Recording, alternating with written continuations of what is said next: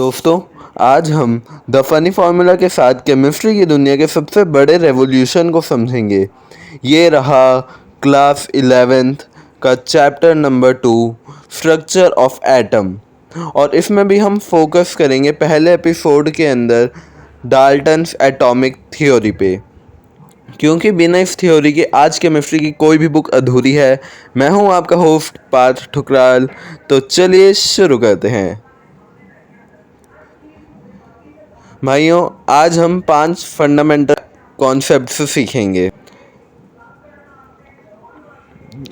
पहला, Dalton's postulates.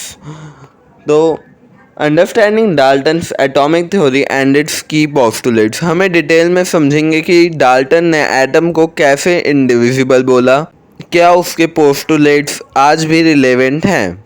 दूसरा, atoms and matter, why atoms are fundamental to everything. Atoms क्यों है हर मैटर का आधार, रियल लाइफ एग्जाम्पल्स के साथ समझेंगे हम आज।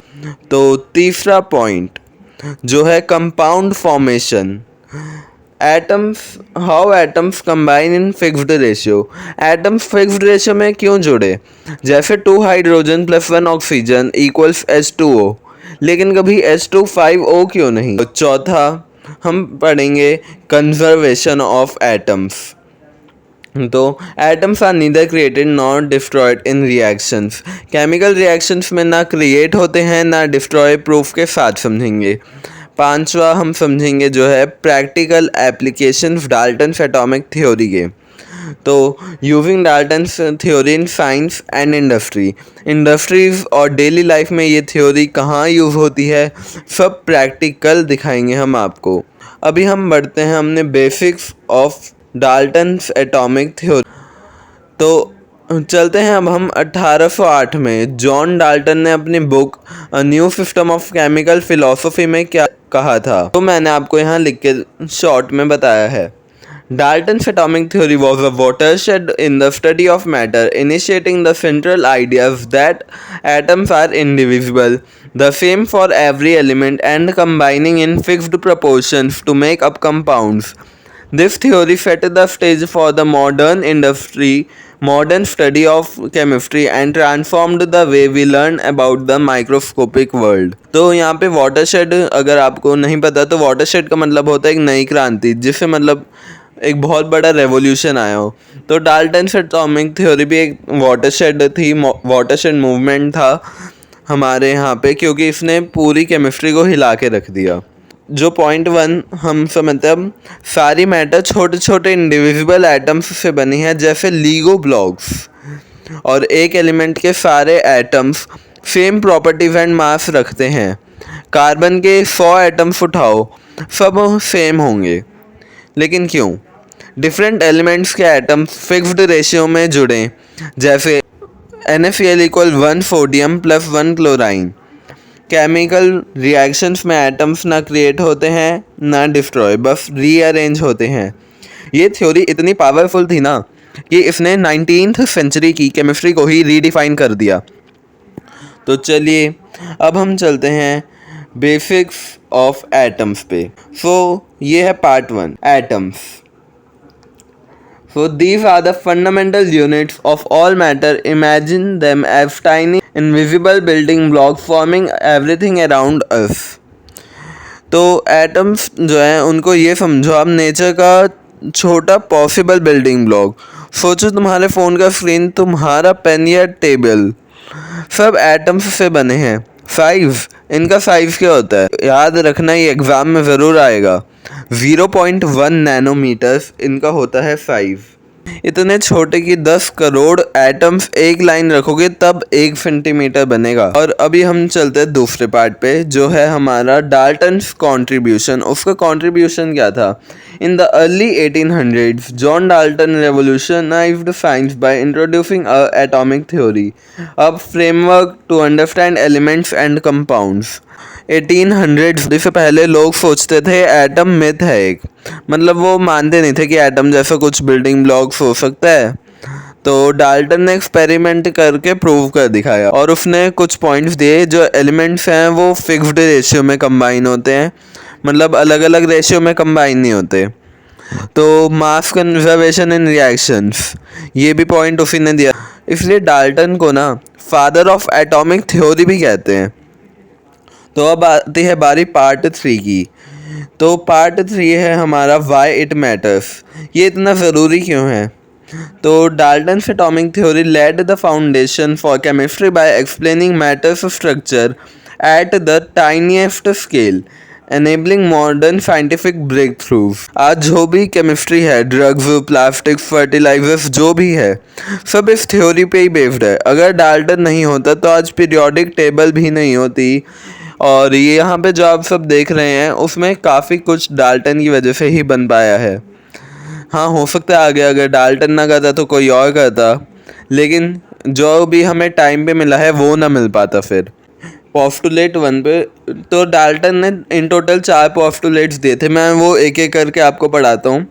तो सबसे पहला पोस्टुलेट जो है इंडिविजिबल एटम्स के ऊपर। सो पहला पोस्टुलेट है matter consists of indivisible atoms. इसको समझते हैं, इंडिविजिबिलिटी क्या है।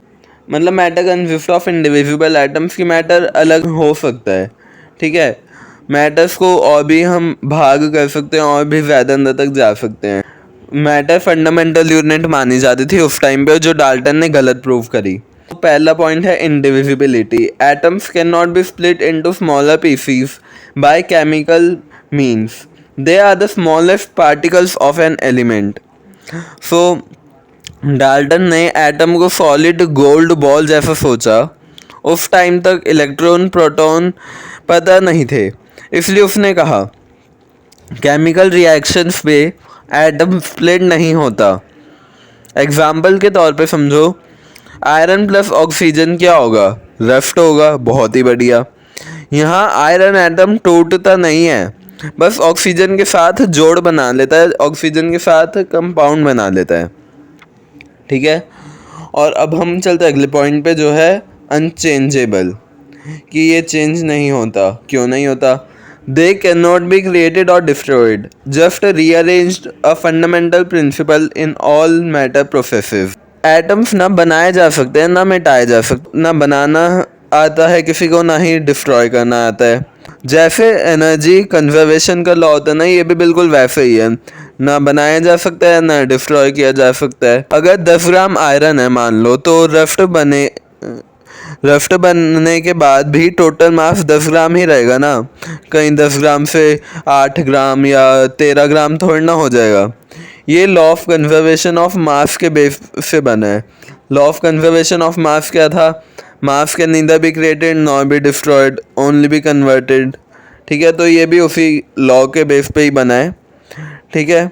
और हम चलते हैं अगले पॉइंट पे जो है थिंक टाइनी। बहुत छोटे लेवल पे सोचो। तो ये जो पिक्चर है ऊपर गोल्ड एटम की, गोल्ड बॉल समझ लो, ये है एक perfect shiny gold sphere. That's how Dalton imagined an atom indivisible and solid. Dalton ने बिल्कुल इस तरीके से एटम को इमेजिन करा था। डाल्टन के टाइम में माइक्रोस्कोप भी नहीं था, उसने एक्सपेरिमेंटल डाटा से ये थ्योरी बनाई थी।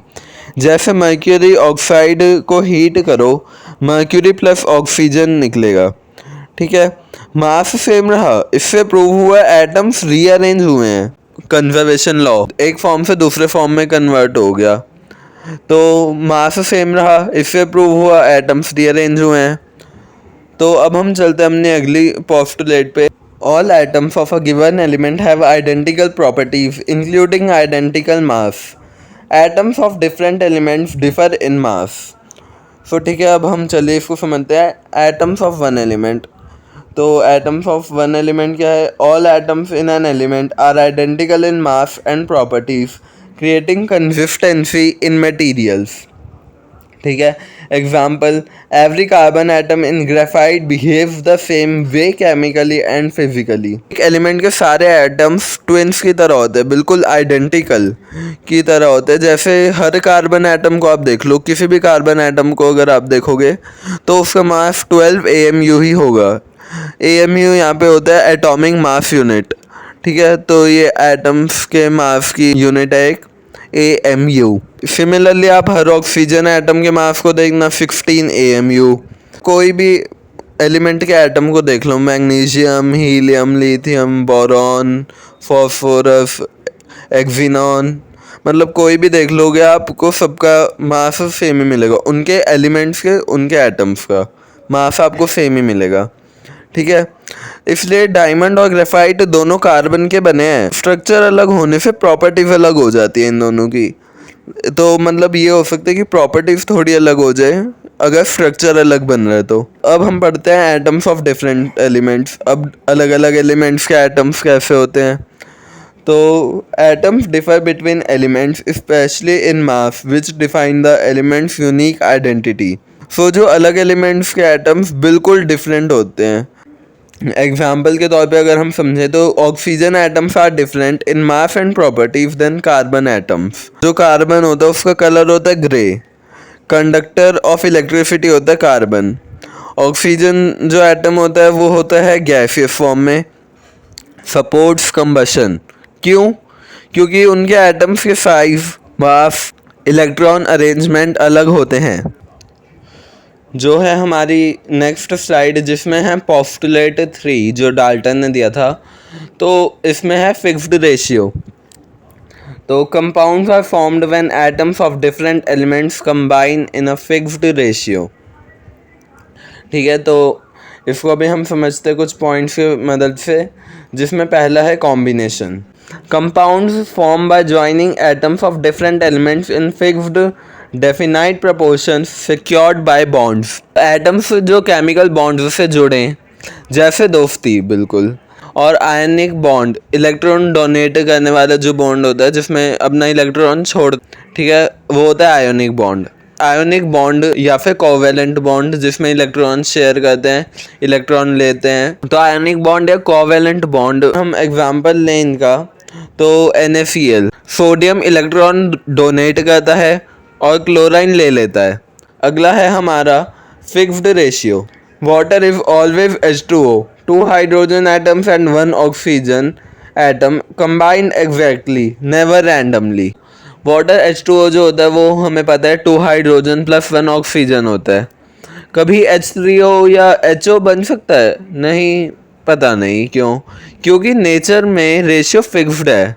ये जो रूल है ये नेचर का बना रखा है और इसे हम डिनाई नहीं कर, तो ये रूल नेचर ने बना रखा है, तो अभी हमें इसको मानना ही पड़ेगा।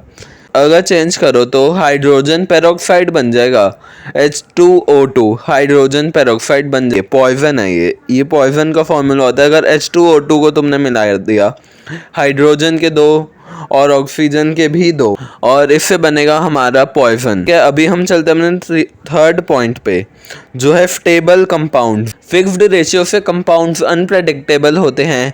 एग्जाम्पल अगर हम देखना चाहें तो CO2 कार्बन डाइऑक्साइड, मतलब हमेशा एक कार्बन एटम का और 2 ऑक्सीजन एटम का।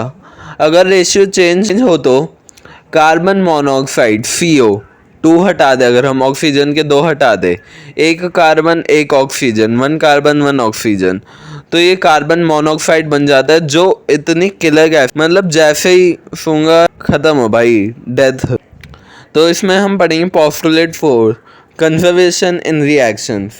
Chemical reactions involve recognization of atoms. These are neither created nor destroyed in a chemical reaction. तो अभी हम इनको कुछ पॉइंट्स की मदद से समझेंगे जैसे हम पहले समझते आ रहे हैं। तो पहला पॉइंट है rearrangement. Chemical reactions shuffle atoms to make new substances, but atoms themselves stay intact. इसको समझो, केमिकल रिएक्शंस इक्वल एटम्स का रीशफलिंग। तो एग्जाम्पल अगर हम ले तो मिथेन यानी कि CH4 plus oxygen O2, carbon dioxide CO2 plus water यानी H2O बनाते हैं। ठीक है, यहाँ एटम्स रीअरेंज होके नए कंपाउंड बना रहे हैं। तो अभी हम पढ़ते हैं अपना conservation law. Atoms are neither created not destroyed, maintaining mass through the reaction process. तो जैसे अगर नोटिस करो तो लेफ्ट साइड में अगर हमने रख दिया 1C4H4O और राइट साइड में भी 1C4H4O, तो दोनों का मास सेम हो जाएगा। मास सेम है इसलिए केमिस्ट्री की हर इक्वेशन को बैलेंस किया जाता है। तो एग्जांपल दोनों का इसमें साथ में है. For example burning methane produces carbon dioxide and water without losing any atoms, just rearranging them. तो यही मैंने ऊपर बताया था. तो अब हम अप्लाइंग करते हैं डाल्टन्स एटॉमिक थ्योरी को. डाल्टन्स की थ्योरी कहाँ अप्लाई होती है आज के टाइम पे? सबसे पहले हम पढ़ते हैं फर्स्ट पॉइंट जो है केमिकल इक्वेशंस. तो इसमें Dalton's theory guides how we balance equations to ensure atoms are equal on both sides. तो बैलेंस इक्वेशंस का लॉजिक यहीं से आता है. जैसे Zn मान लो जिंक प्लस HCl, ये होता है ना ZnCl2 प्लस H2, बैलेंस करके आप देख सकते हैं. और अगर बैलेंस नहीं करेंगे तो मास इक्वल नहीं होगी, जो कि अगेंस्ट है डाल्टन्स एटॉमिक थ्योरी के. ठीक है. तो अगला हम पढ़ते हैं सेकेंड पॉइंट जो है मास कंजर्वेशन. तो every atom accounted for means no mysteries about disappearing और एक्स्ट्रा मास इन रिएक्शंस. तो अभी हमें इस मास कंजर्वेशन में क्या समझाया है? अगर हम लैब में अगर रिएक्शन के बाद मास कम ज़्यादा आए तो पता चलेगा एक्सपेरिमेंट गलत है ना, क्योंकि मास कम ज़्यादा है और ऐसा हो नहीं सकता, थ्योरी के ही खिलाफ है. तो ये एक्सपेरिमेंट गलत हुआ है हमारा. इंडस्ट्रीज में इसे प्रोडक्ट क्वालिटी कंट्रोल भी कहते हैं. अगला पॉइंट हम पढ़ते हैं इसका जो है थर्ड पॉइंट हमारा practical use. This knowledge supports everything from lab experiments to industrial chemical production.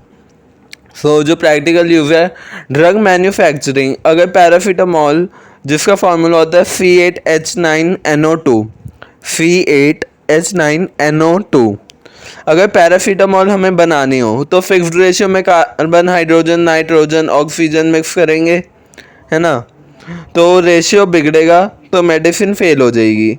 अगर रेशियो सही रहेगा 8:9 C8H9NO2 तो ये पूरा मेडिसिन सही हो जाएगी, वरना मेडिसिन फेल मतलब साइड इफ़ेक्ट्स होंगे फिर. ठीक है. तो अगला हम पढ़ते हैं इसमें जो हमने अभी पढ़ा है पूरा कंक्लूजन. तो ये जो पूरी लेगेसी डाल्टन ने बनाई है उसका कंक्लूजन क्या? फाउंडेशनल थ्योरी है. ठीक है. Dalton's atomic theory remains a cornerstone of chemistry education and research. ठीक है.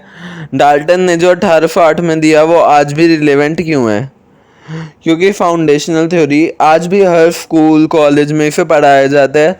नीट जेई में तो डायरेक्ट क्वेश्चंस आते हैं. और modern insights through refined with discovery of subatomic particles its core ideas still illuminate chemical understanding.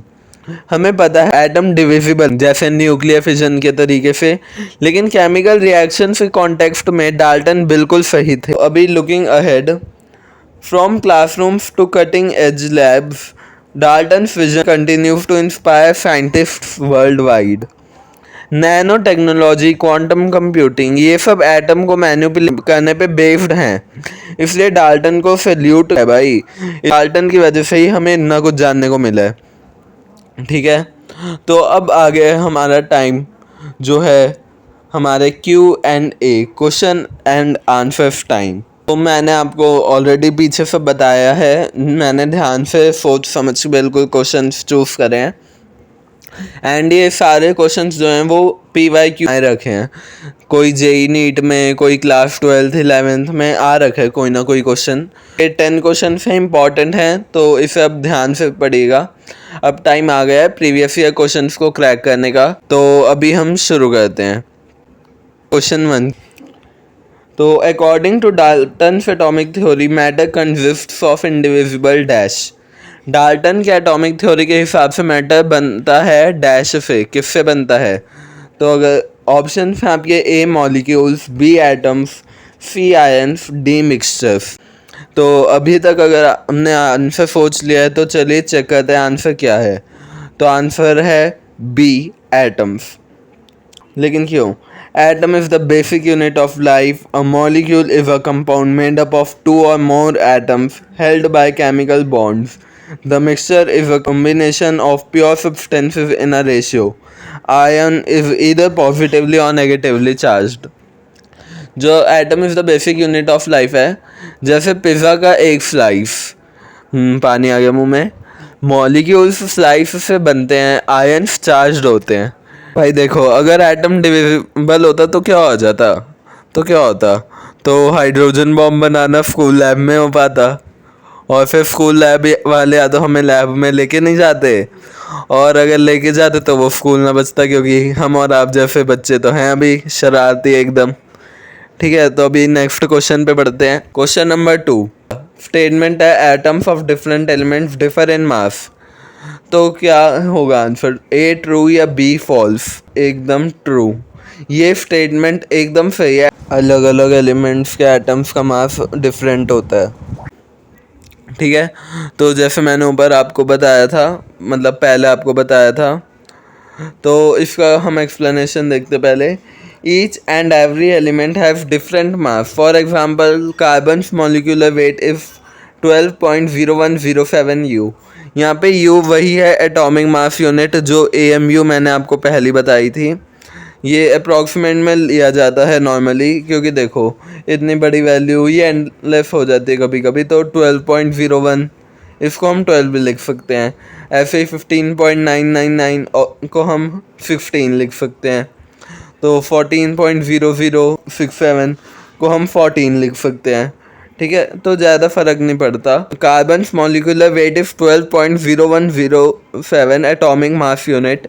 Oxygen molecular weight is 15.999 atomic mass unit and nitrogen's molecular weight is 14.0067 atomic mass unit. Hence, it's different for different elements.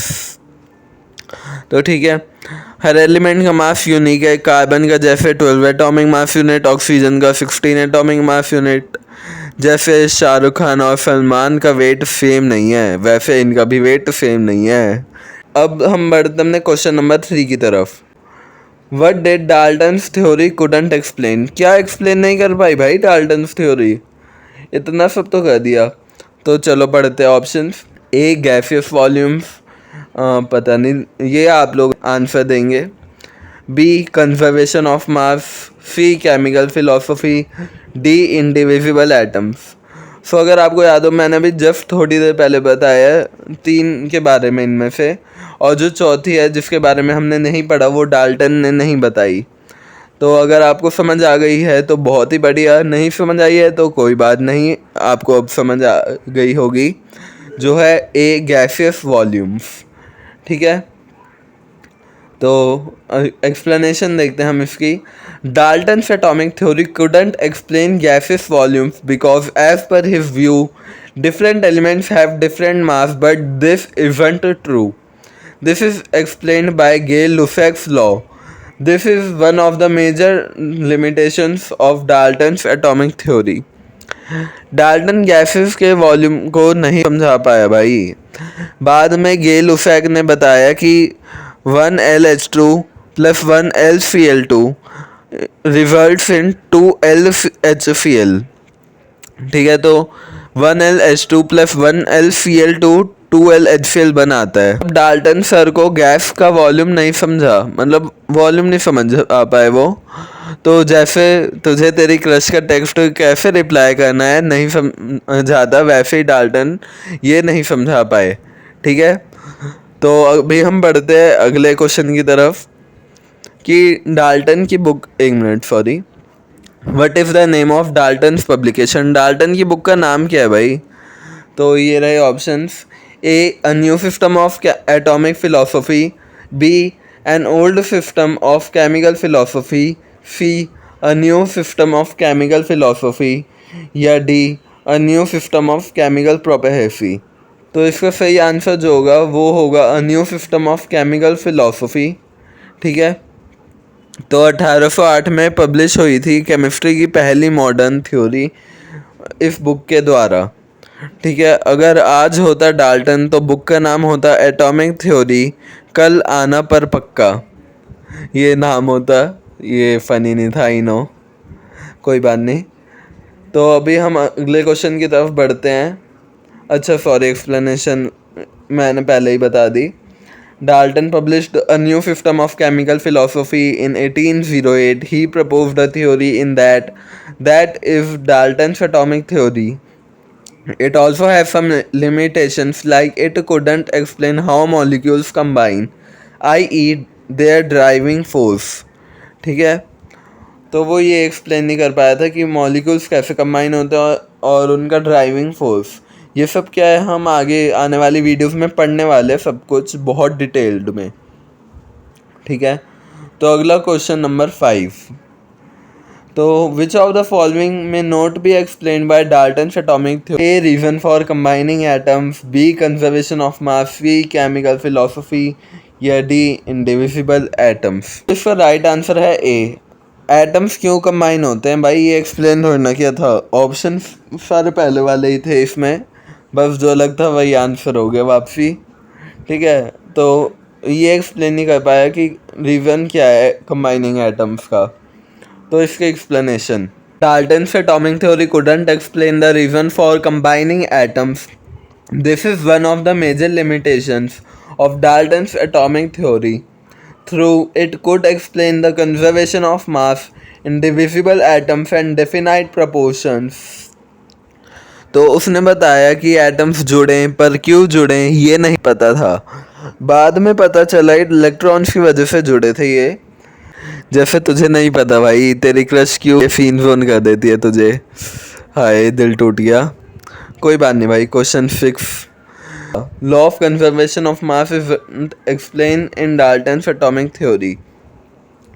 जो law of conservation of mass था वो Dalton's की atomic theory में explained था या नहीं, true या मतलब नहीं था, ट्रू या फॉल्स। तो ये इसका आंसर है फॉल्स, क्योंकि हाँ भाई एक्सप्लेन था भाई। तो भाई देखो, law of conservation of mass is explain in Dalton's atomic theory. He said that reorganization of atoms is involved in chemical reactions. This means mass is neither created nor destroyed in a chemical reaction, i.e. explained. ये explained हो गया। हाँ, atoms ना create होते हैं ना destroy, बस rearrange होते हैं। जैसे 1000 रुपये की पॉकेट मनी कभी 1000 रुपये ही रहेगी ना, तो कम थोड़ी ना हो जाएगी, कम ज़्यादा। तो मास कंजर्व होता है, जैसे तेरे पॉकेट मनी का 90% मॉम कंजर्व करती है, तुम्हारी रिश्तेदारों से पैसे आते हैं, ठीक है भाई, तुम्हारी मम्मी कंजर्व करके रखती हैं, ठीक है भाई, वैसे ही है। ठीक है, तो अब अगला क्वेश्चन है one Dalton, what is one Dalton. ठीक है, तो इसका अगर आपको नहीं पता हो तो अभी मैं आपको बता दूंगा। D option 1.660539,040 bracket 20 into 10⁻⁻27 kilogram. देख रहे हो भाई कितना हल्का होता है, इतना ज़्यादा हल्का होता है ना, 10 की पावर माइनस में है। ठीक है, तो आप सिर्फ इसको इतना याद कर लीजिए, 1.66 इंटू 10⁻⁻27 किलोग्राम, ये है वो वन डाल्टन की यूनिट। तो अभी हम आंसर चेक कर लेते हैं। हाँ, हमारा आंसर बिल्कुल सही था। So Dalton is also known as the unified mass unit that is, हाँ, जो डाल्टन की यूनिट होती है उसे यूनिफाइड मास यूनिट भी बोला जाता है, जो 1.660 इंटू 10⁻⁻27 kg और 931.494 MEV/c², V पर c² और 1822.888 ME। ठीक है, ये अलग अलग उसमें अलग अलग यूनिट्स में कन्वर्जन है। आपको सारी यूनिट याद नहीं करनी है, बस किलोग्राम वाली, केजी वाली याद रख लेना। बाकी सारी हम जब आगे पढ़ेंगे 11th में 12th में, तब कन्वर्जन करना हम सीख लेंगे और तब आप अपने आप कन्वर्ट कर सकते हैं। और it's a standard unit of mass on the molecular and atomic scale. ठीक है, एटॉमिक मास यूनिट AMU है। कार्बन एटम का 12 DA होता है। ठीक है, कार्बन एटम का मास जो है वो 12 डाल्टन होता है।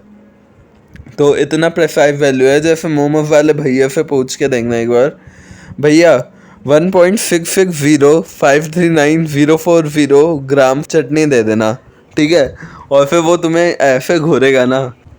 फिर अगला क्वेश्चन नंबर 8, क्या डाल्टन केमिकल लॉज एक्सप्लेन कर पाया? Could Dalton's atomic theory explain the laws of chemical combinations?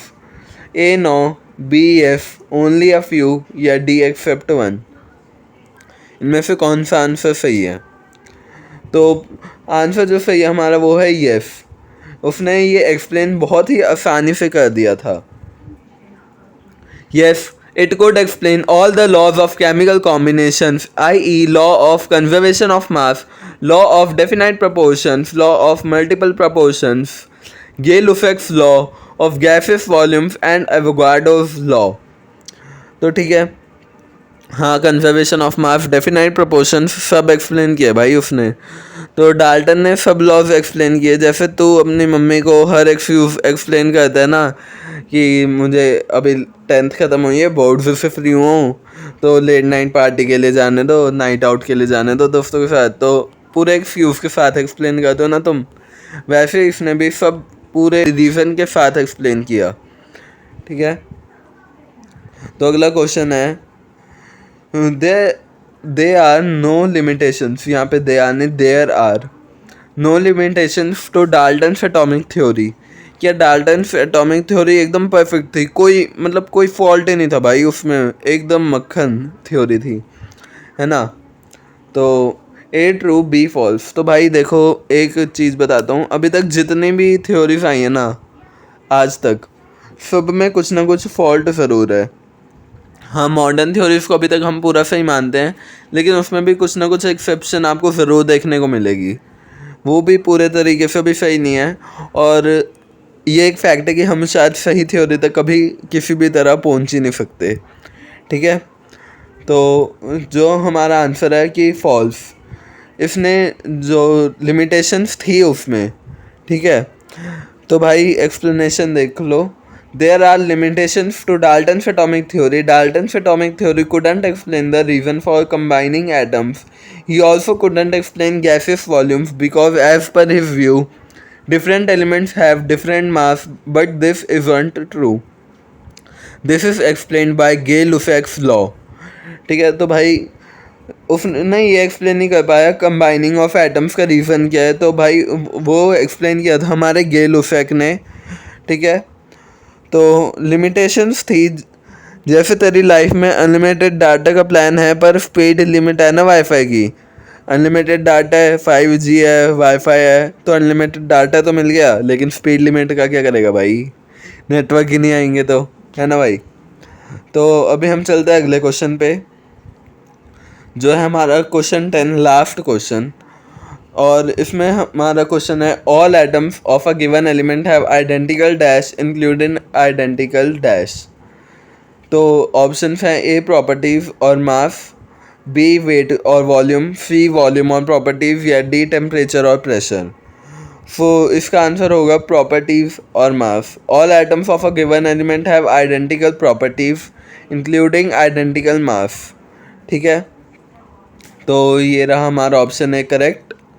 और एक्सप्लेनेशन है, according to Dalton's atomic theory, all atoms of a given element have identical properties including identical mass. The reason behind this is that they belong to the same element. Here they is about atoms, तो यहाँ पे दे atoms को denote कर रहा है.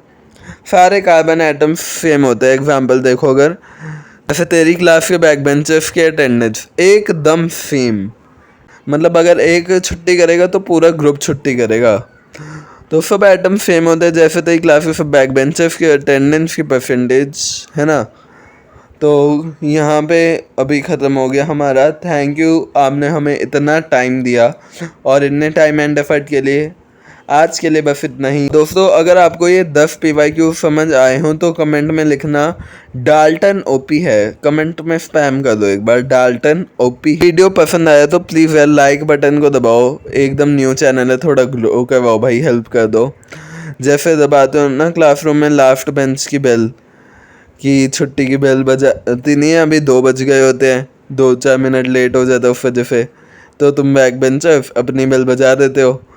और share करो उन दोस्तों को जो एटॉमिक थ्योरी से डरते हैं, या अभी जब चैप्टर शुरू किया है 11th क्लास में आए हैं, तो उन्हें शेयर कर दो. ठीक है, और सब्सक्राइब करो, क्योंकि अगले एपिसोड में हम रदरफोर्ड को बोलेंगे भैया गोल्ड फॉयल थोड़ा कम डालो भाई, फिर मिलेंगे, हम अगली बार पढ़ेंगे जे थॉमसन मॉडल और रदरफोर्ड मॉडल। इसके बारे में हम बहुत डिटेल से पढ़ने वाले हैं अगले एपिसोड में। तो तब तक keep calculating, keep smiling and thank you for watching.